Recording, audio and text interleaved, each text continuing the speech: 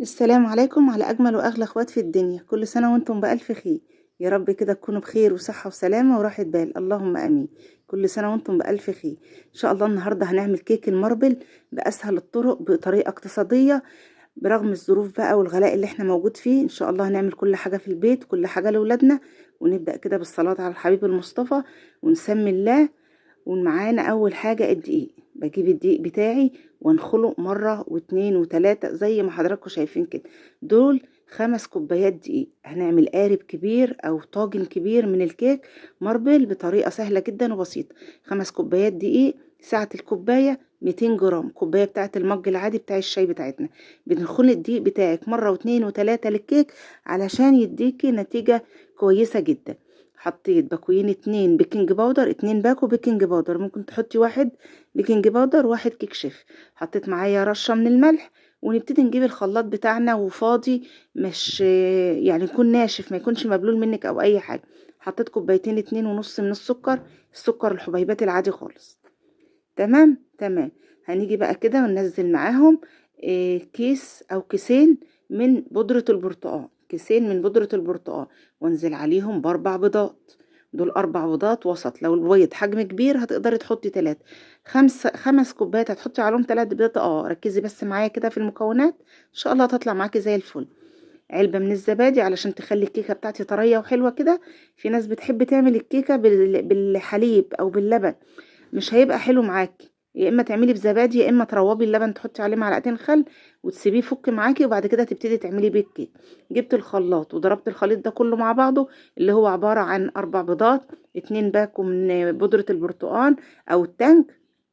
حطيت كمان علبة من الزبادي، تقريبا 110 جرام، هي قد نص كوباية كده من المج العادي برضه. حطيت كوبايتين 2 من السكر، حطيت معلقتين كبار من الخل، وكان عندي كمان شوية من اللبن، او تزودي مية براحتك، او تزودي عصير برتقال اللي موجود عندك. زودت بقى نص كوباية من اللبن كمان، وضربت الشغل ده كله معايا مع بعض. معايا كمان كوباية من الزيت هنزل بيها على الخليط بقى بعد ما السكر يدوب، يعني تقعدي تضربي يجي 10 دقايق كده، تريحي الخلاط وتضربي، تريحي الخلاط وتضربي لغاية ما يبقاش فيه أثر للسكر، يدوب خالص معاكي. بعد كده هتنزلي بالزيت سرسوب، حبة صغيرين بحبة صغيرين زي ما انت شايفة كده. كمان حطيت كوباية من المية الدافية، بعد ما ضربت البيض كويس جدا حطيت كوباية من الدافي، من المية الدافية. هنزل بقى بالخليط ده كله على الدقيق، نزلي كله كده مع بعضه. نزلت كل الخليط ده كده مع الدقيق، وبالمضرب السلك بقى او بالاسباتيولا، وقلبي في اتجاه واحد. في المرحلة دي بقى كده هنحط ايه يا نجلاء؟ هنحط بقى معايا الغلاية او الكتل او البراد، تكوني مسخنة جنبك كوباية مية مغلية. مية مغلية يا نجلاء، مية مغلية او لبن او حليب مغلي، يا حليب مغلي يا مية مغلية. وفي نفس الاتجاه تضربي بقى كله في اتجاه واحد، ونبتدي بقى نشوف الكيكة بتاعتنا. لو بقى اللي فضل معايا، اللي وصلت معايا لغاية دلوقتي، ما تنسنيش من اللايك، دعوة حلوة كده من قلبك. واللي ما اشتركش في القناة ينورني بالاشتراك، اهلا وسهلا بيكم. المية السخنة معايا اهي، مليت كوباية وحطيتها كاملة. المية السخنة ده مش عايزة اقولك ان هي بتنعنش الكيك، بتطر الكيك، بتودي الكيك في حتة تانية خالص. معلقة الخل، معلقتين الخل اللي احنا حطيناهم هيخلوا الكيكة بتاعتك من جوه هشة وطرية، وفي نفس الوقت فاتحة، مش هتبقى غامقة، لونها غامق من جوه. في نفس الاتجاه وفي اتجاه واحد هتقلبي بقى لغاية ما يطلع معاكي فقاعات هوا كده، وتحسي ان الخليط سلس، ولا هو تقيل ولا هو خفيف في نفس الوقت. تمام كده تمام.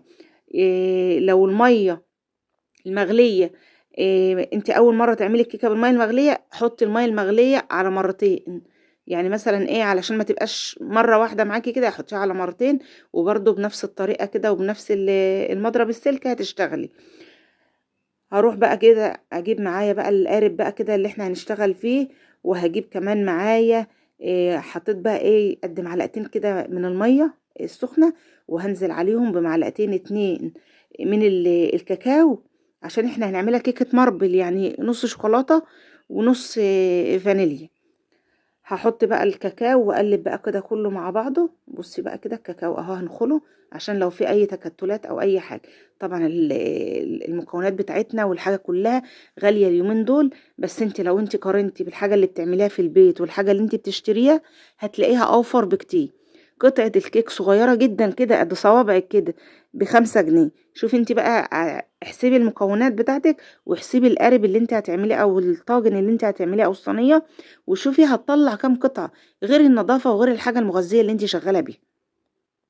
حطيت معلقتين من الكاكاو واقلبهم بقى في المية كده شوية بالمية، وهنزل بيهم بقى انزل بقى اخد شويه كده من الايه على حسب ما انت عايزه بقى، عايزه الفانيليا كتير، عايزه الشوكولاته كتير، زي ما حسب انت بتحبوا.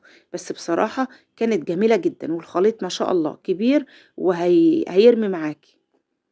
هقلب بقى كده برضو الكيكه اللي هي الشوكولاته كلها في اتجاه واحد لغايه ما كل الكاكاو، وده شايفه اللون، كاكاو طبعا خام غير محلى اهو. في المرحله دي لو انت حابه بقى تحطي رشه كمان من البيكنج باودر، بس انت مش هتحتاجي. قلبيها بس كويس كده في اتجاه واحد في تقليبه واحده. انا حبيت بقى ايه اعمل مثلا التلت والتلتين، يعني التلتين ابيض والتلت شوكولاته. لو انت ولادك بيحبوا الشوكولاته اكتر تقدري تحطي التلتين شوكولاته والتلت ابيض. جبت القارب اهو، ده قارب الومنيوم، واحسن حاجه لتسويه الكيكه الحاجات الالومنيوم، سواء صينيه او قارب. جبت القارب ودهنته دهنه من الزبده، وجبت اللهم صل وسلم على سيدنا محمد الفوطه وحطيتها تحت كده، يعني خليت القارب زي ما حضراتكم شايفين ان هو متني لقدام، خليت القارب متني لقدام. تمام. وقمت جايه بقى ايه، شوفوا محطوطه ازاي كلها جايه على جنب كده على قدام كده، ونزلت الكيكه البيضه كلها زي ما حضراتكم شايفين كده. طبعا بقى الواحد بيشمر كده وبيرفع هدومه وما بيبقاش واخد باله ان الكاميرا شغاله، بقالي كتير ما صورتش، وحاسه كده ان انا اول مره ادخل المطبخ، اول مره اصور، اول مره احط صوت، حاسه ان انا مرتبكه والله. يعني ربنا يا رب يشفي كل مريض ويعافيكم. حاسه ان انا لسه ببدأ من اول وجديد. اتمنى بقى ان انتوا تبقوا معايا كده وتدعموني وحطوا اللايك وتنسوا اللايك، شاهدوا الفيديو للاخير كده. ربنا يا رب ما يحرمنيش منكم ولا من دعوكم، ويسعد قلوبكم كده، ويجعلها سنة سعيدة عليكم وعلى أولادكم، وسنة دراسية، ويحقق لكم كل اللي تتمنوه، اللهم آمين يا رب. بصي بقى حطيتها زي ما حضراتكم شايفين، قمت جايه اما باجي احط بقى الكيكه البني، الخليط البني، بقوم جايه سحبه الفوطه بسرعه، دي عايزه سرعه بقى، او حد يكون واقف معاكي يقوم ساحب الفوطه بسرعه، وتقومي انت جايه عاملاها زي ايه، تقومي جايه صبه الخليط في الحته الفاضيه البني اللي هو بالشوكولاته. هيكون بقى الخليط بتاع الكيكه بيبقى تقيل شويه، عبال ما بيرجع مكانه تكون انت صبيتي بسرعه، او تعمليها خطوط، او تعمليها واحده وواحده زي ما كنا بنعملها زمان. بس مش عايزه اقولك ان هي طعمها حلو جدا. الكيكه شايفه بقى انا حطاها نص القارب، هتبصي تلاقيها ارتفعت وما شاء الله. طب التسويه نجلاء، بشغل الفرن قبلها ب10 دقايق على درجه حراره 180، وبعد كده ادخل الكيكه على فرن سخن مسبقا، واقوم جايه مدخلاها بتقعد معايا نص ساعه.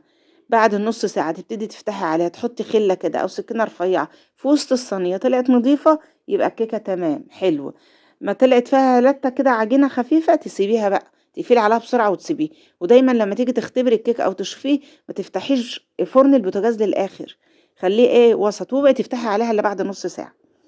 خلصت بقى كده، شايفه ما شاء الله طريه وحلوه جدا، بس هي لسه سخنه بقى واحنا مستعجلين على تقطيعها. فانت لما تيجي تقطعي الكيكه بتاعتك لازم تكون بارده وحلوه كده، علشان ايه ما تتفردش، تتفرفت معاكي او تتهرى معاكي. جبت بقى السكينه وقطعتها من النص كده، وبعد كده هقطع النصين كل واحد لنص، ونقطعها بقى ايه حتت مربعات كده، تقطعها سمبوكسات، التقطيعه اللي انت بتحبيها تقطعي. المهم بقى ان هي طلعت معانا ما شاء الله ناجحه وحلوه بقى، تقدري تحطيها بقى في القوالب بتاعه التوست، تقدري تعملي منها العجينه دي كب كيك. المهم ان هي مظبوطه جدا وحلوه جدا، وهتوفر معاكي وهتنجز معاكي، ممكن جنب فطار جنب عشاء، مناسبه جايلك ضيوف للولاد ياخدوها معاهم المدارس وهم بيذاكروا.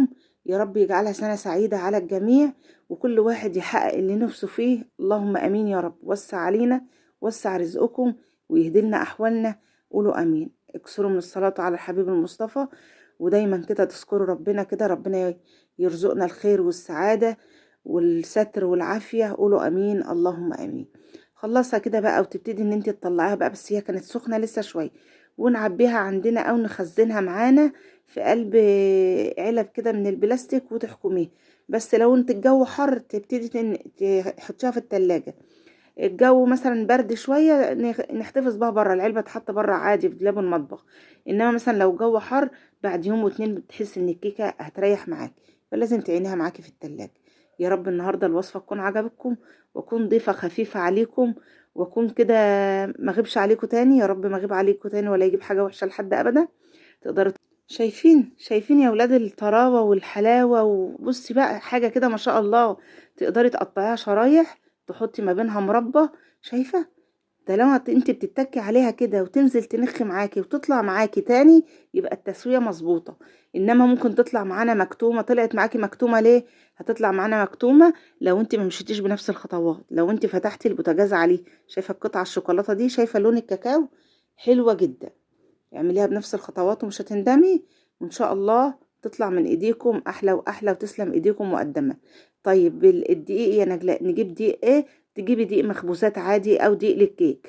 نسيت كمان اقولك ان احنا حطينا معلقتين نشا مع الدقيق في الاول. انت تزودي نشا في الدقيق، يا اما تجيبي دقيق للكيك. ما تجيبيش دقيق يكون نوعيته مش كويسة. بتروحي مثلا كده عند العطار او عند بتاع مستلزمات الحلواني، اي حد بيبيع دقيق او السوبر ماركت، وتقولي له عايزه دقيق للكيك، او تجيبي دقيق متعدد الاستخدامات. وبألف هنا وشفا على قلوبكم. يا رب دمتم بخير وعلى خير، في حفظ الله وأمانه.